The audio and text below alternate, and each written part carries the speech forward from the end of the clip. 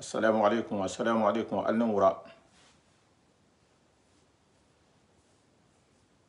alnewura mbaren jahangolu mbaren misilimolu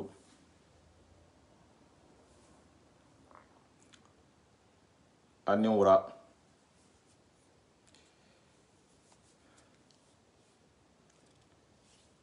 inshallah mbena la sumonna bari nyakan xana ben adresser la inshallah la jeunesse be adresser la jeunesse le labi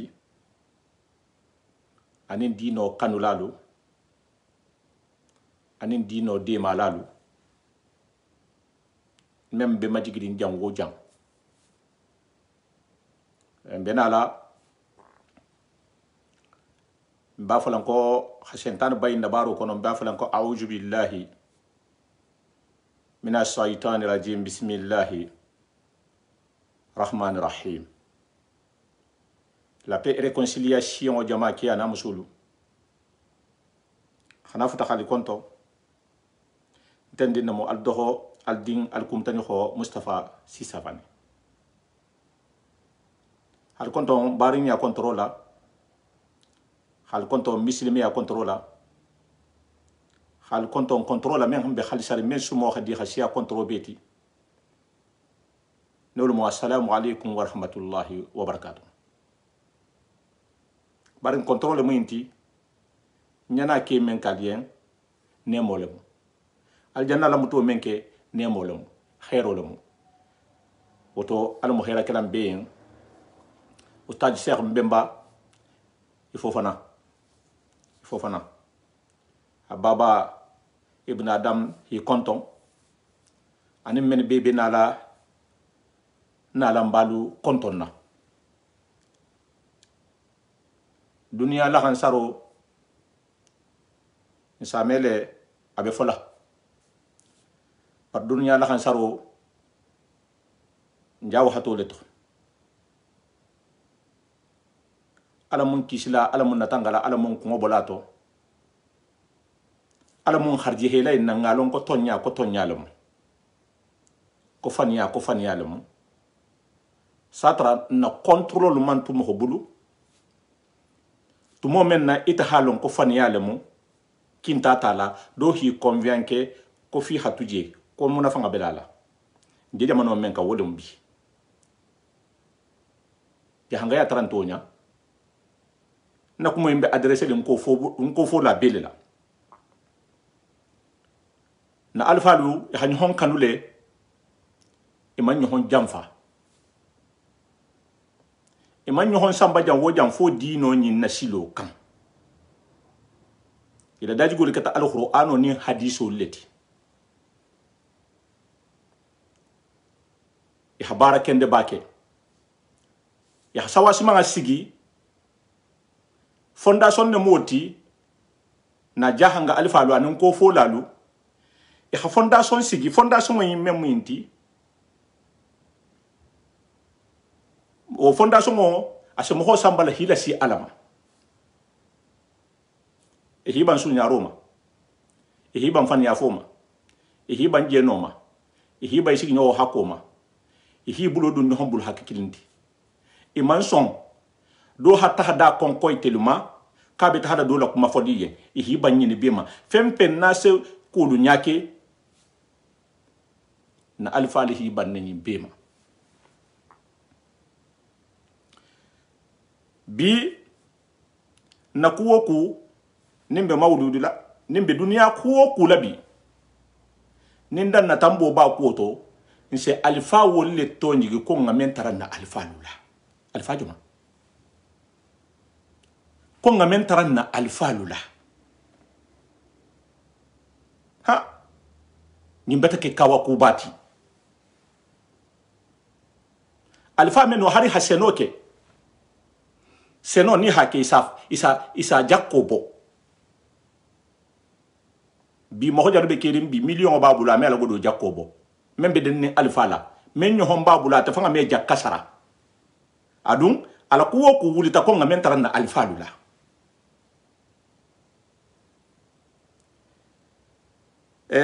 mbe kuma la len sumundo le kambi ala ko hanyo hakkido la bori na ko lu kono bi be dino samba kan nyame na bi ha ben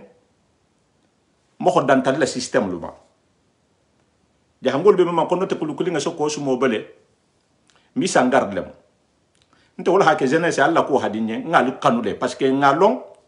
natal hasila ken do muta mo do biye woli be bara men na woli me la bono wo kansa ala le si kanda anin sa ya woli so la bol kan parce que nim mo ho soto ta ko to e man sota to de e hana bula kudo to ko diati te bulula wo tinyar le te me wo jen surtout ni la to no bato muslime ya na ta hako do men kele ni hamo ho je salila abe sunna abo do la sabatila isalon hafo ko limane ya bata dasa woto atelu nunte ala kanana ni man ya dasa alamu na tauhidulu sabatila barnga ngamen taranna alifalu la ngamen taranna alifalu la abata siyabi betege mbarnga lu wahabiya abata siyabi betege benala parce que na kuma kanga lu beta hakan dula menito meni be kuma kan sifa yedi fola ila kuma kanga beta hakali fanan kanne ala ko alisi hakil to kuma kanga nyino ko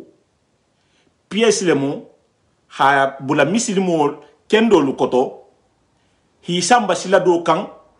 men ha misilme ya enke tono nyini ngati men ha misilme ya enke godi nyini ngati men ha misilme ya inta hi balwala kuma kanne bi bulula ni kurata fola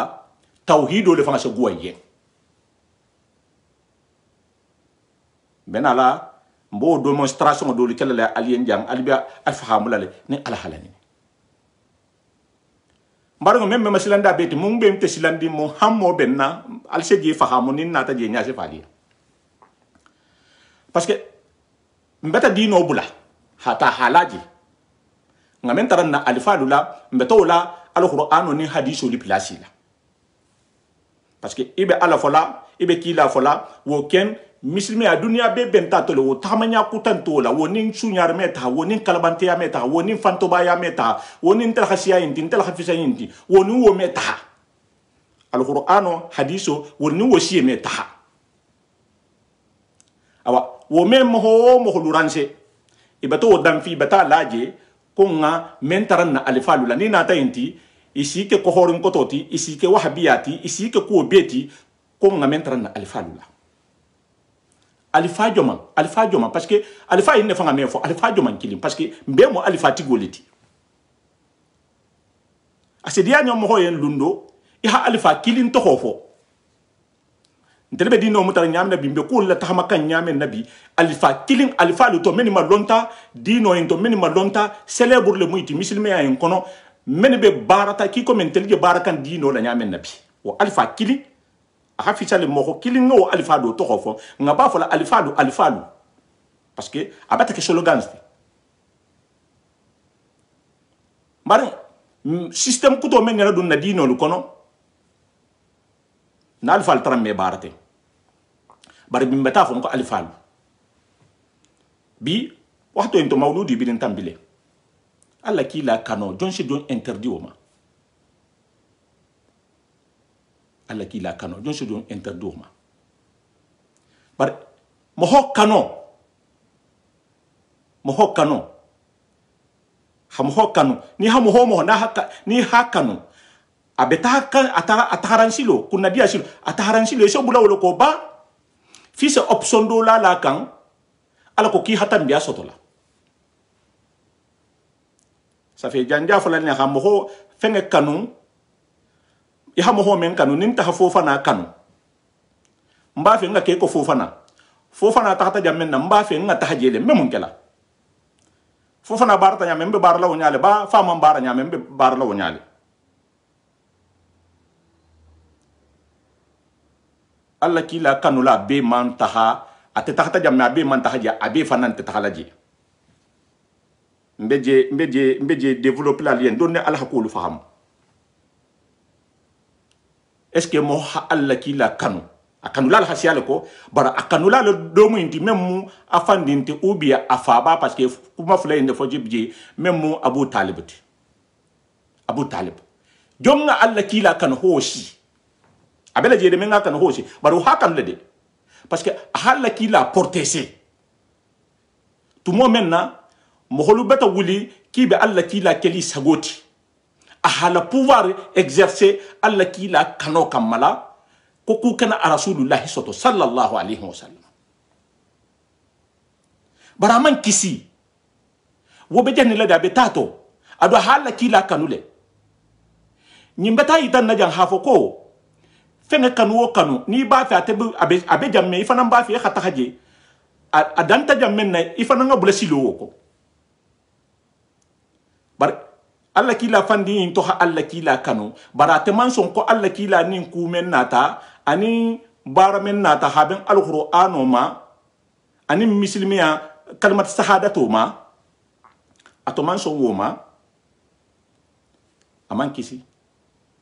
alla kila kanu la dolo moti woto membe ba fala ko nga alla kila kanu a fem ma to a maulud ma to a gammo kulli to ana fem to ali mira no made ali ngan hakkilitu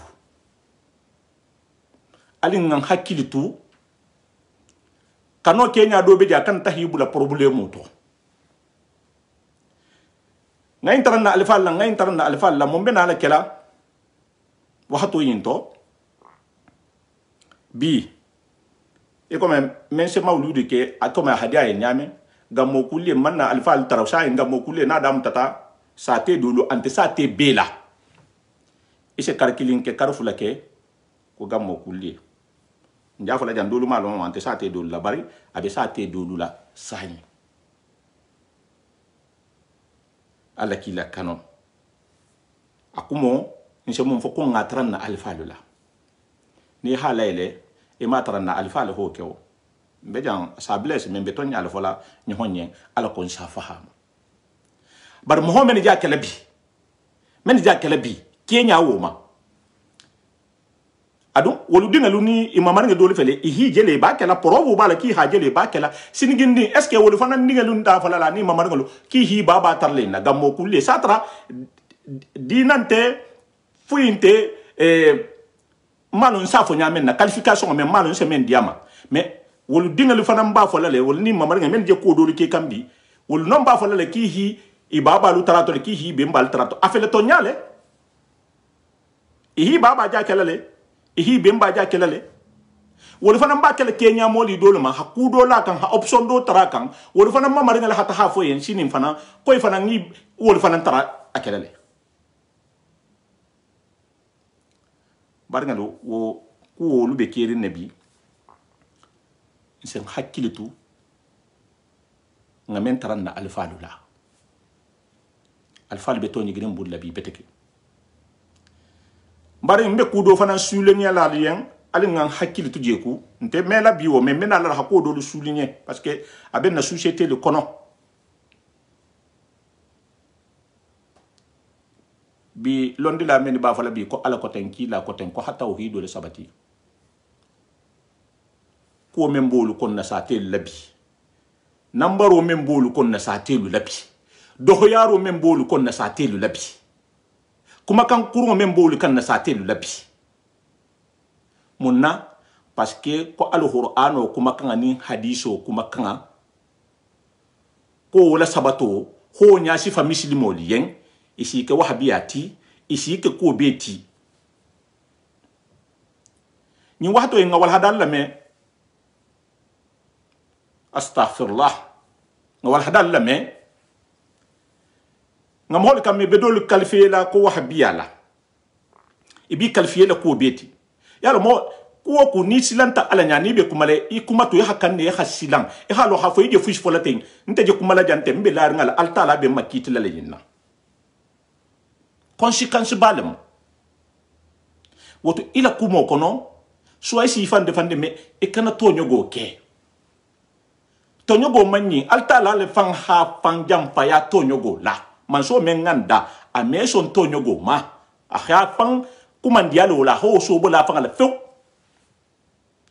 ntelbe hanyiri men nyawonya menga gravo ngam ho kawandila kilina me nga kawandila fulala me han kawandila saba ngala men tulule la de ni la kuma kangal mu monti parce que ni ko mo men yambi ko wahabiya alse non hakiltu non ko atel men bembe la mela wahabiya ko to mu monti je men fola lien nte dan tambo man dinyen ku fusito mo man kam mo honna ni la hafo ki be anat la dino in kan mo ho se mo ho conseil ki hanati dino in kan isa ya marle i ha nya fayen ni ne seke ni meke i me fanta kamma i me gidita kamma i me murta kamma rasulullah ni haje moholu sontama sallallahu alaihi wasallam daji go ni mala mohol le mamudariya woto mbatel fanan fondin kili conseila alhamdulillah mudariya nin kon ko mamudariya do ma fo dalihi layen dino hadino khafo ko hamen ke hajima kunu kala fayen ou bien ha dula do fa do tujen toma ni mo hollo ko makan kata monti ala ko ha mo holu jigwa mo holien men be tawhido nya sifa kam mo holien parce que ni mo holu be kuma la na société kono isen kuma nya lo mbalunya ani be système men kono la man la fi ngadu medu no détail kono ali be ba fa hamula le parce que mo ho men yi sigi kata se ko be no le mo be na lo ka ni wo haka wando boy sa lo na ka wandi nyama asa ala foje asa ki la foje bari ala kuma kan nyimbe se ta mun kan mo holu masabate kan ala ka wando fan kilinge be taharin gole kan ase alafo ase kila fo bara asuratul mu monti hambi hamaho na tate kan mo lu kha inyalo atoto ijigisi atoto ce qui est dangereux wala be masilandi abeti ni mo hoyno ngai la kuma kan dol la me ibe kuma kan mawdudu wahto yi parce que mo le mo wolti wodi se hera bale soto nyin wahato nyin kono ise godi balle soto nyin wahato nyin kono ni ise sitile han wahato nyin ngasi kawando to ko mo holu ki kanolu danku aje jonuma tawhidu mo holu men be dino nyase fa kam mo holiye inte fenyin ni bulula santimu intanye ni bulula wo mo holu ni kawandi bola ni jolo ma kom ho kanolu danku kalikani dankun ka folo momenti ko alla kila la ko man diyen ka folo momenti ko hasalato ke kila ma ko man diyen fasa fa komalo fisa komalo alla kila ha men kaynu la alla kila ha mun kaynu la imeson alla kila fa to ha fo jamme imeson ko salato ha ko kila ma imeson nyinna khayle madan harin tel karambalo men gidan ni khantel ni wo sifa la sigi debala insi la city parce que avec comment le fallait iseta lonne jati kawandi bola même munyinti moholo munyinti ni jama sifa imbulata ni ku sifa imbulata abalu wala be dandin jela fonni kelo alinga wuli nga keso mota bi fonni kelo na le fele ndijang ni sago yele tima nyame ne se wuli iseta habara hi taro nyinin urala nsi invité jang ou bien il faut que il taille le site lu kono o fonin keli be siarimbi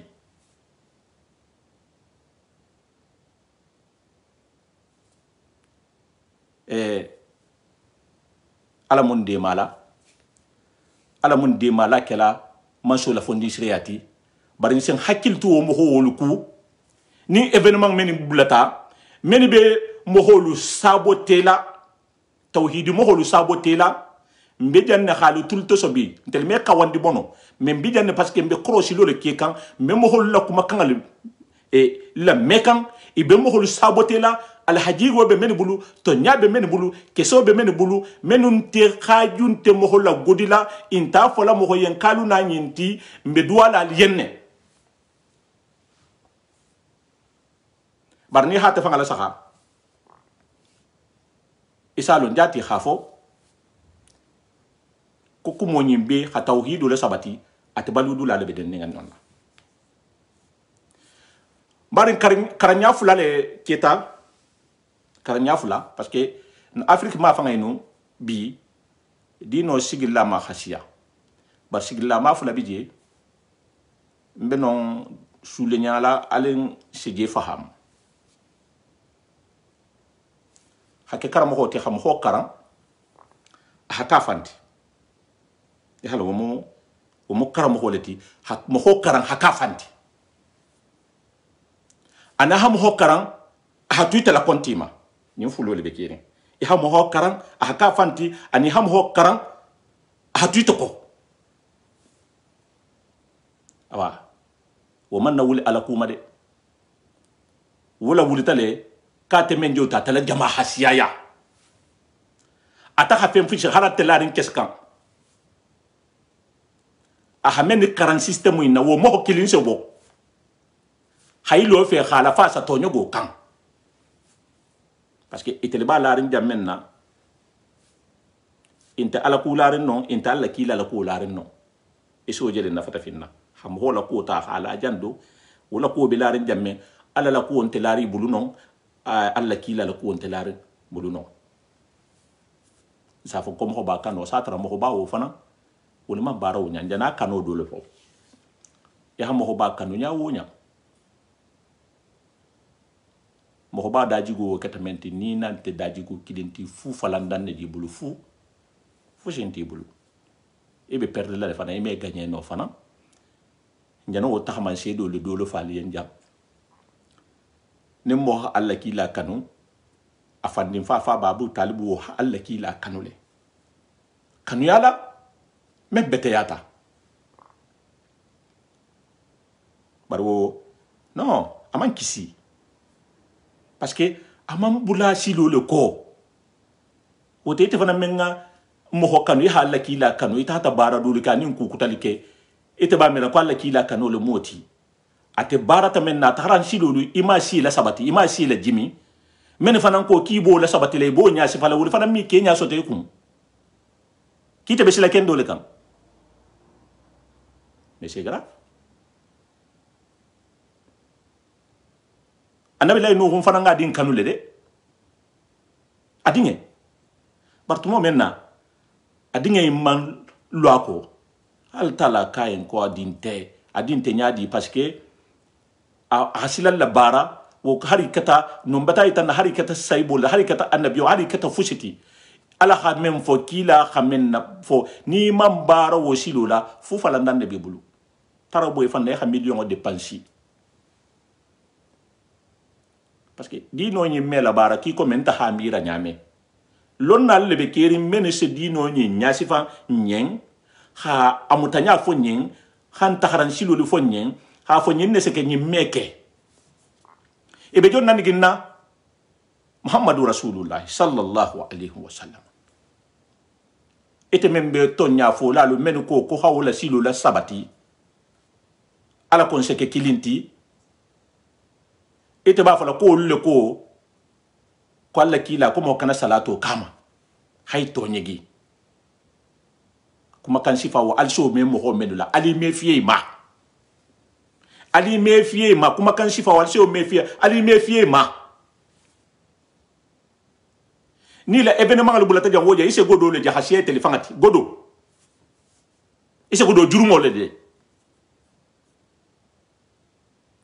donc fo ngang hakil tule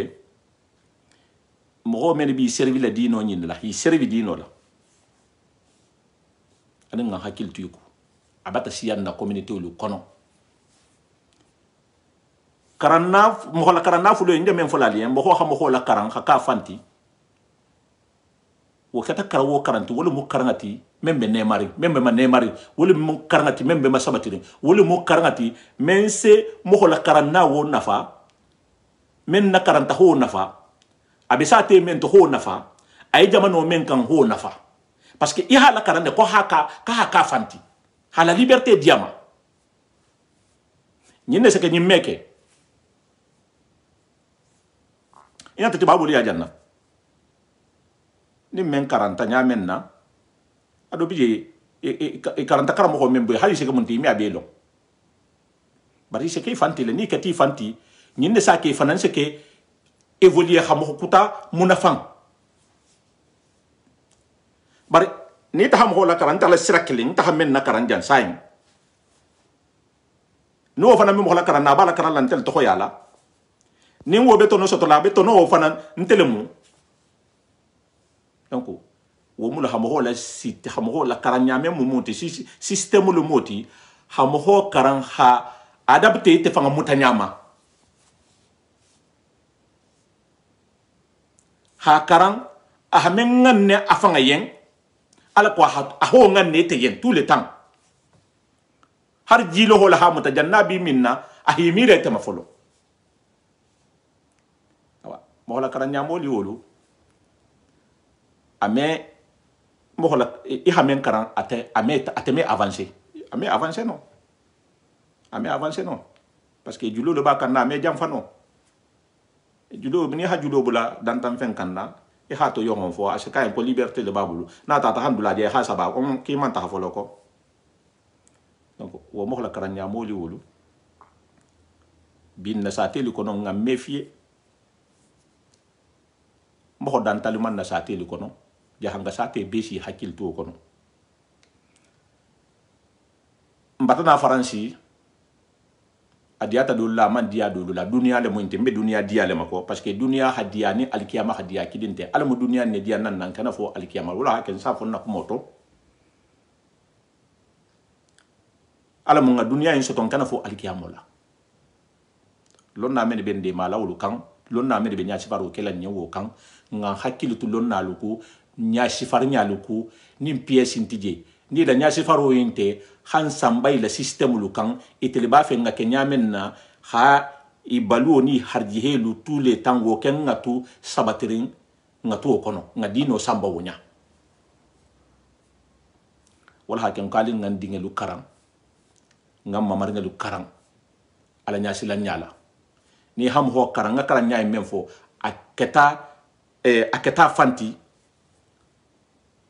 ibata masibo la tala jamano kan ibata dobo bandi la wokono bi le hanana ne doron hana alise duwan na karamo holiye bari vagi menje ta kan ten dino tahnya buloyin na bungul kono na sate lu kono taharin alin se méfier alin nga dinni nga le soutien nga karana le soutien karandula lu dema jamano la taharan silo moleti bi problème men ben na sate lu kono bi na jahanga alifa lunu mohome jahanga alifa la dum bun kono ki be tahla gullo nyo la fo ninki hata alifa gullo nyo ya sate la koto jama la koto ni dun ta alifa kanu ina hafuj foja aje bolla le khananari a karsa bata dunti akotenne ala ko be khatara kalma i me son parce que kulamu a se sentande le bayi parce que ba fala kumo to khari mo fula le be lorin nin do na ta ko ne hanyo honje ko mo ko ta fana nyine men si lo do nyin dafi parce que non te abena la kala le ko me jamfale mo woto ntel parisien ngame ni jana retraité jang na sate alifa nun na sate musululu bi ya hanga sate bembe kuma la hanga sate pelema nga hakiltu mohluku meni bata bo Europe jambi asiamam bi jembata tan sigi na alifa lu dafe c'est bien wo mu kusi ba baliti hi sigi alifa dafe hi tulmalu ala hi tulmalu alifa la hi siga dafe hi tulmalu ala ha de ma tumo men na be benson dima mais kana bula alifa nya wole be kedin bi folo to ko dinni nga sigiri nga se ke ba sigiri nga se jammenje ko dinni nga lori nga mejeje bar ke ba lu bi nali bi hakilto nali sigi dinni nga si lu al nyamala al me fushije wole be kedin bi ni dun tal te bun kono be ta hala fushi folal yenje mede ben na alifa du dafe hana ke ba konton wo mu wajibo le telefon ninke beyen dinni nga beyen na sate lu kono la wo hanyen ne bari la ke ba do mbulu na be gullo la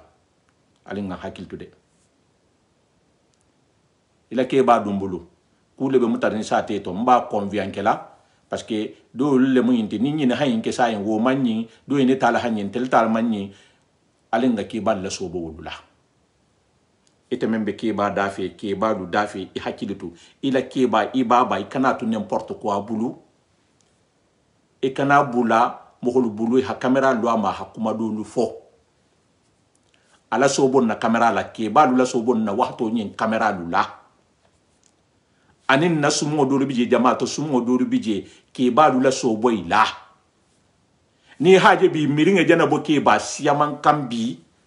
do yaro be tidin nin keba lu la bi abe ben nin telephone nin ke lema ha fatan Europe na la lula Europe in manke herati de Europe harabu na etasi men bebe lori na sa telula abe beta kembulu na mbaroti parce que bungo le bijebi kunta nyala khashia non bi khashia sobe kuluti ni bemu problème leti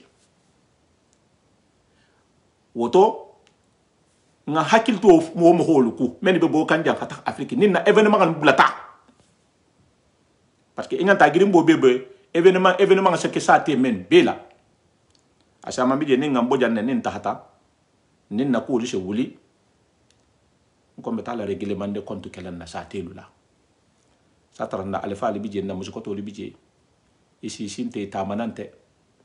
bari ibata dinga di soto dinga meni beta bandiya meni beta kalabantiya meni beta na isiemu me be ke tagare yala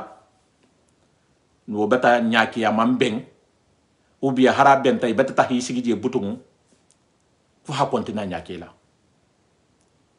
oto mbe ne fola alifatigo lien menu baba lube kumo bi bulula nya tonga ya bi bulu na sate lu kono na habilo lu kono ala baba lu portese ala bemba lu portese al kanatu hakuma kumo wahato be al kanatu lo hokum kilin kono hatule bulala kumala bi hatule bulala sini mo khasoto men si la kuma kangalu duida alifa la kuma kangalu duida al kana songo ma al kana songo ma donc nin kuma dan to le bembulu bi khafo mislimo lien jahanga sate be khafo ko nim man hakilto na sate langa mentar alfalla wala jana alquran la boy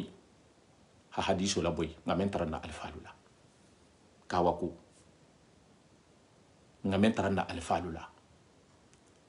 wala jana alquran la boy ha hadiso la boy kuma kini dempa jahanga keba sain telu memu dinne ti sain ntele hawlu meni je wol silantal alanya donc bintele be ñohom masilanga ni ñohom menace ni ñohom malo safo ñadi mais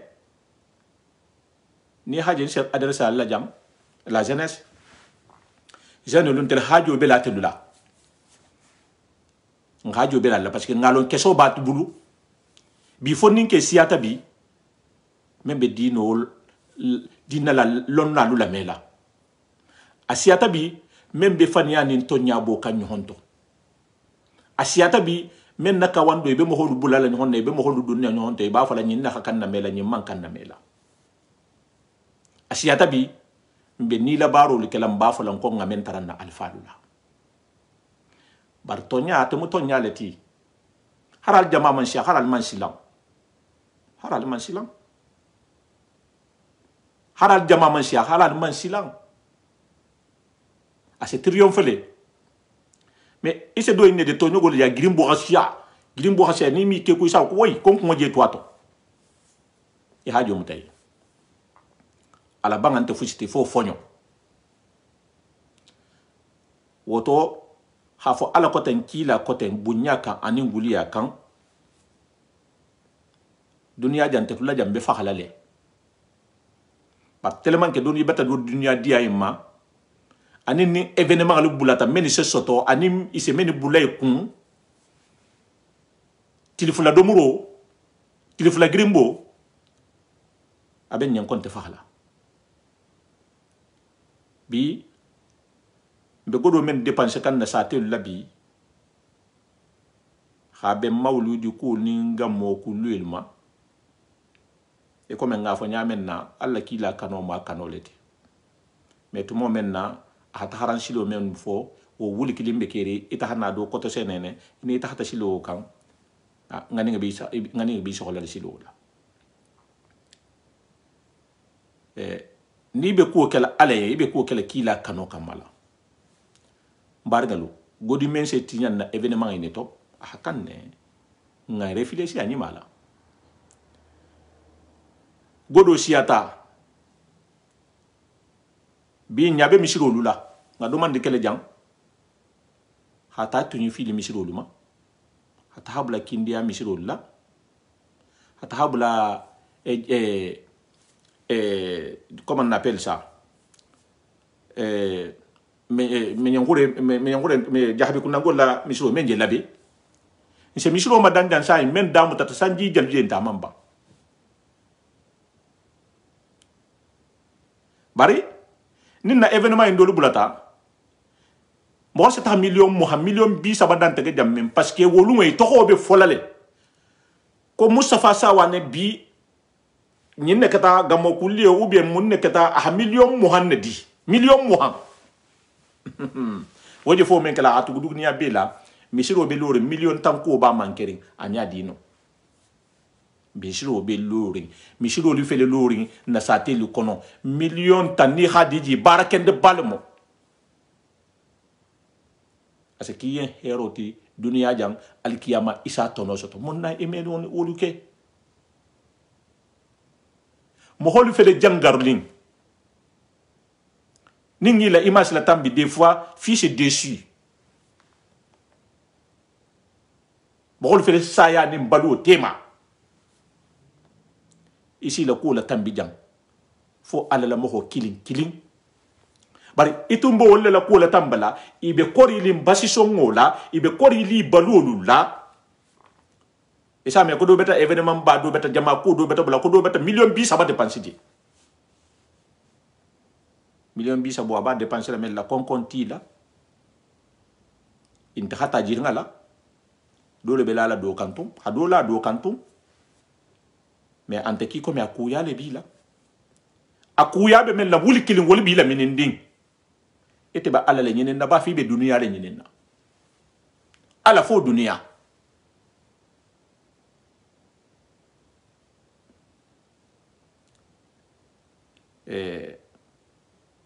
c'est très grave nte événement a be événement na se jama bulo du ñohom bulo alhamdulillah bi nabi événement a be beta ke problème oti a be beta ke ñohon doxoyati a be beta ke ñohon nanoti wo fasaro mo monti ku nante taharin ala ko kan ku na man ke ki komante alqur'ano ni hadiso lu kono la ma fa be mo ku kurun le tede bar na le hatelu taje ante ke kan fuiti ko sentane ko ni da jarbili ko lemu ala kan ne hiso bala ateli ta wonte ku kendeti altala jana signal le diali ma khafo ka tel yemento nya ku kendente parce que ko be kere ne muslimi ya xamenula dagandi hale ala alla kila make antar qur'ano kono wo kulu be kirin na kulu kono barni be ku fusi den na dino la ha événement ka haden dino la alla kila la kula wo se tata al qur'ano ni hadiso le kono la i habara la wonya di barata la fusi nti fo hera barni tata la boy fam madoron hake option ti hake parce que ite se no la kele wonya ko tumado ku kendo lemu han nga fasar ñohon ñen ko ku kendo lemu satra ku kendo wuli kilimbi ko may hakam men kale ina khasutu iman tahbara wala satra ibe bara do en kala godo khasiya ku do khasiya tano fusenti yato woto khab jama be konton bari nya controla misilime ya contrôle la teginenta ya contrôle la ha fo ko nga hakiltu ku en le ku kawandi bolalu bi med be misilmol de makan alhamdulillah inte fen fen ni bulla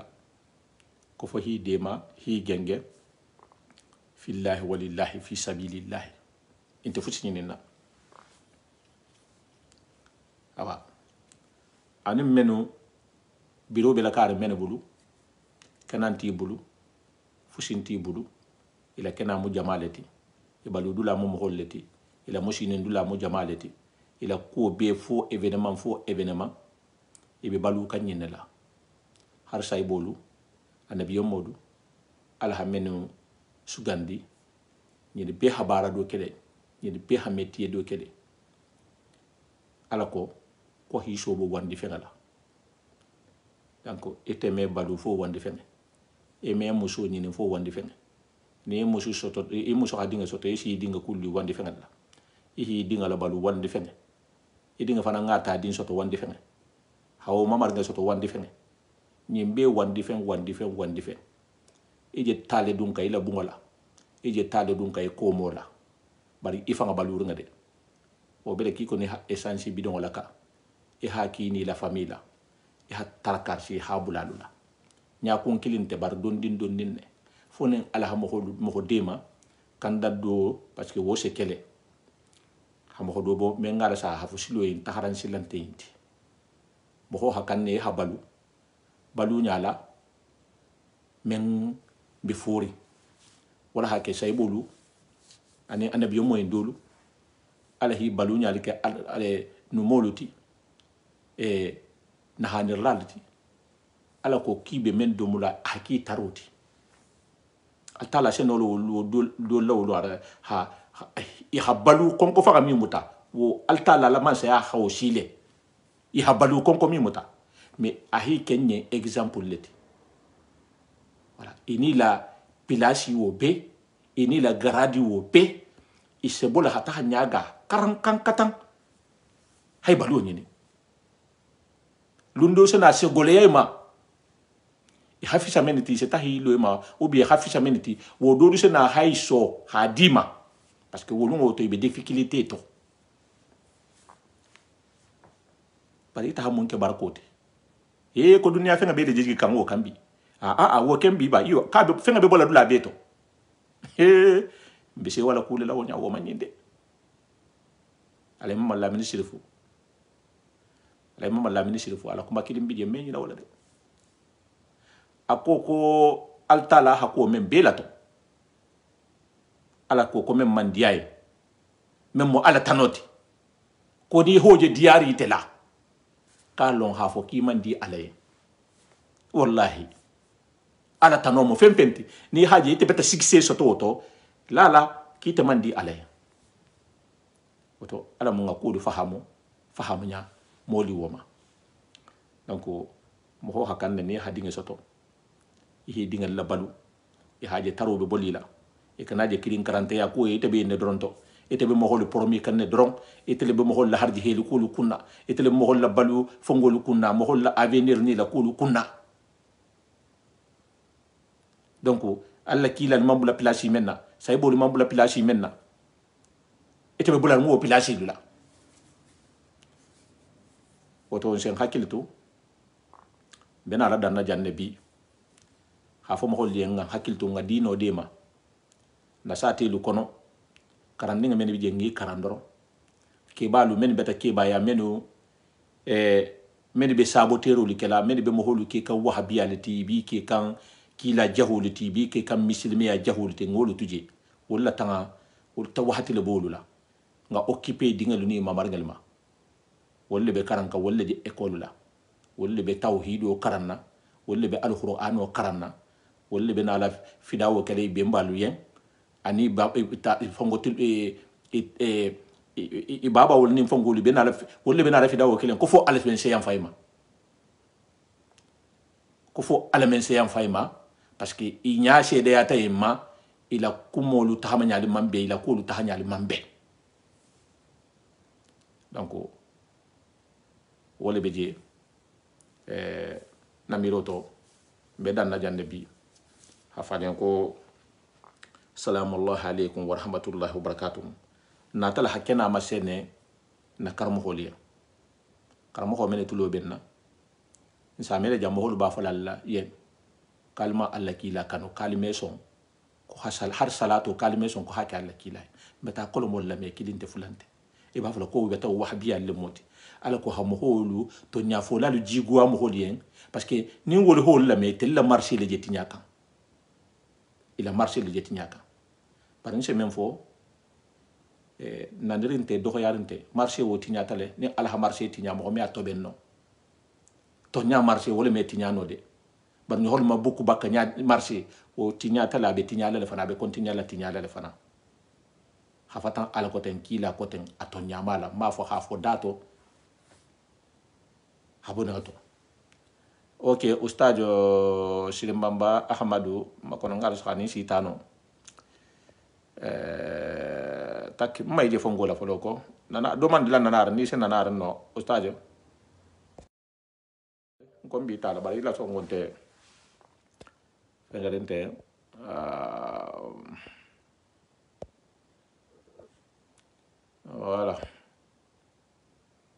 voilà mbe ustadio Ahmadu nengan don tanjara ali le taba bum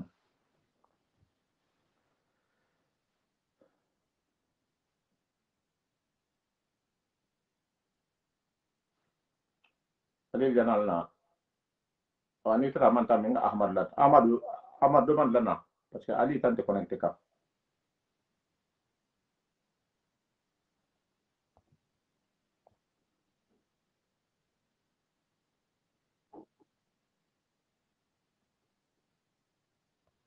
voilà